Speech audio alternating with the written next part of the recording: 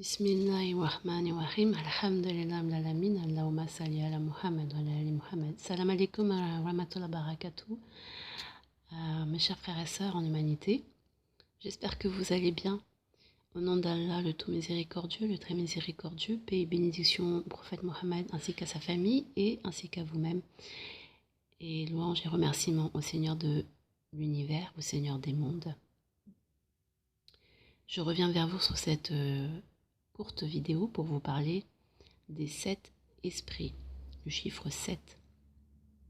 Alors les 7 esprits, je vais vous nommer, qui sont-ils? Ce sont des entités, des esprits, comme le nom l'indique bien, donc qui ont été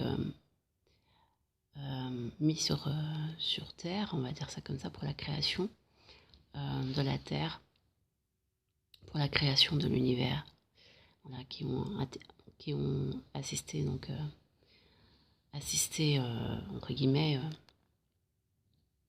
qui étaient au service du Seigneur Allah le Très-Haut pour la création des cieux et de la terre. Alors il y a l'esprit de la sagesse, vous retrouvez ça dans la Torah, dans la Genèse, Inch'Allah. Vous avez l'esprit donc de la sagesse, vous avez l'esprit du discernement, vous avez l'esprit de l'intelligence, vous avez l'esprit de la réflexion, vous avez l'esprit de la science, de la connaissance, pareil, la science, connaissance, le ilm, vous avez l'esprit de la force et vous avez l'esprit de la justice. De nos jours, il peut arriver que malheureusement nous sommes tombés dans le péché et que nous ne nous en rendons pas compte et que nous sommes satisfaits de notre situation de pécheurs et donc nous n'allons même pas prendre connaissance de nos péchés, prendre connaissance de la possibilité de faire des repentirs sincères auprès de notre Seigneur Allah, de revenir, de faire un retour sincère vers notre Seigneur Allah.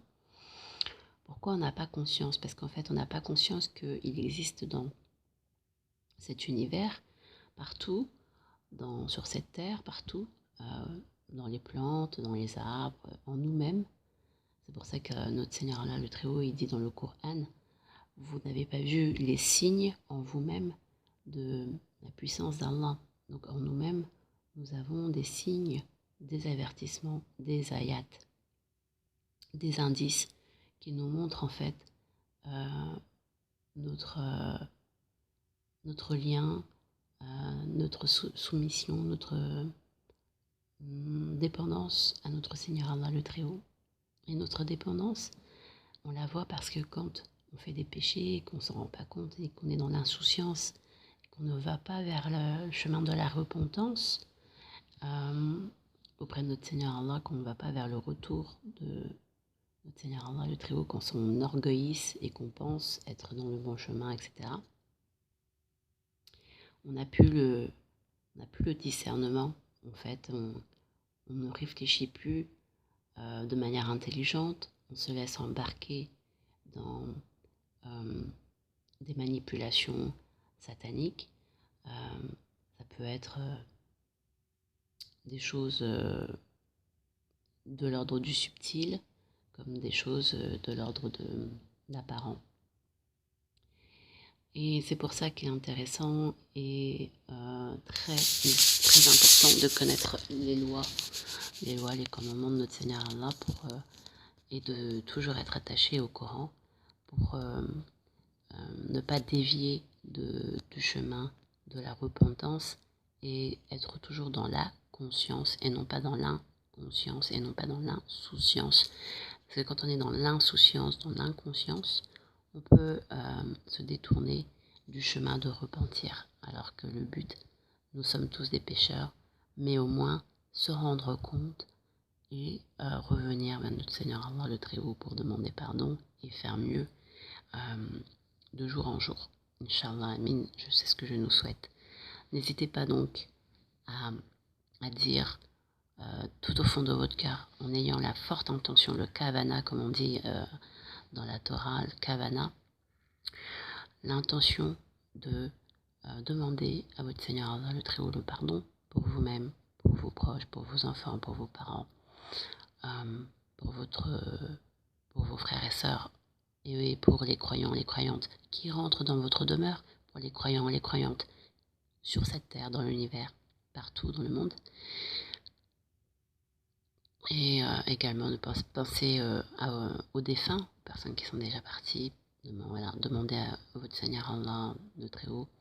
N'hésitez pas à réciter Surat 112, Ikhlas pour les défunts. On se voit, voilà, on se voit, c'est bien. Ensuite, quand vous avez compris que la sagesse, le discernement, l'intelligence, la connaissance, la réflexion, la force, la science, la connaissance et la justice, ce sont des esprits qui viennent vous voir, qui viennent en vous quand vous le méritez, oui et non, je sais pas, mais quand c'est le moment, voilà. Et quand ils sont plus en vous, quand ils ne vous habitent plus, c'est peut-être parce que vous avez fait un problème, il y a eu un problème en vous, ou vous n'avez pas tout simplement demandé à renouveler l'alliance avec ces sept esprits. Donc il faut toujours demander auprès du Seigneur Allah le Très-Haut, il ne faut pas demander aux esprits, mais il faut toujours invoquer le Seigneur Allah le Très-Haut pour qu'il vous mette ces sept esprits en vous. C'est important pour pouvoir être intelligent, pour pouvoir discerner, pour pouvoir être dans la sagesse, pour pouvoir être dans la réflexion et avoir des dons qui vont vous permettre d'agir sur cette terre au quotidien, au jour le jour, dans votre domaine de talent, dans le domaine que vous excellez. Si vous êtes une maman au foyer, que vous excellez dans votre tâche de maman, on va dire, dans votre mission de maman au foyer. Voilà. Si vous êtes, je sais pas, forgeron ou artisan ou peu importe, dans le domaine qui fait que vous êtes vous.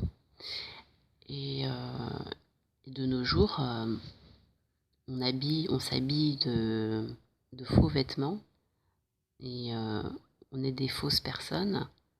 On s'assoit dans une chaise, dans un bureau par exemple, et on est une fausse personne parce que on se dit on sait faire que ça, mais c'est oublier que peut-être que nous avons eu un effacement de la mémoire, un effacement des dons, suite à plusieurs karmas générationnels traumatiques.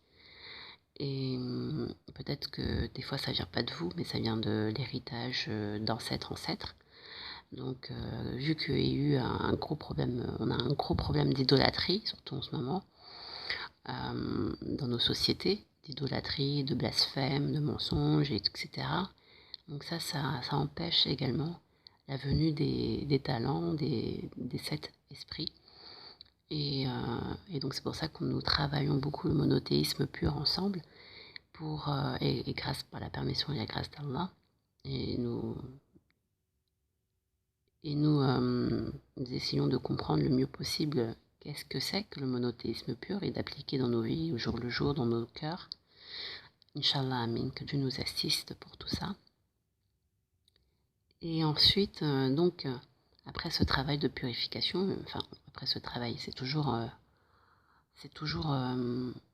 en simultané de toute manière. On ne peut pas dire, ouais, ça y est, je suis purifié, c'est bon, je passe à une étape suivante. Non, on ne peut pas dire ça, c'est la purification, c'est constant. C'est jusqu'au dernier souffle. Mais c'est ensuite simultané. Mais on ne peut pas faire que de la purification, il faut aussi demander des dons en même temps.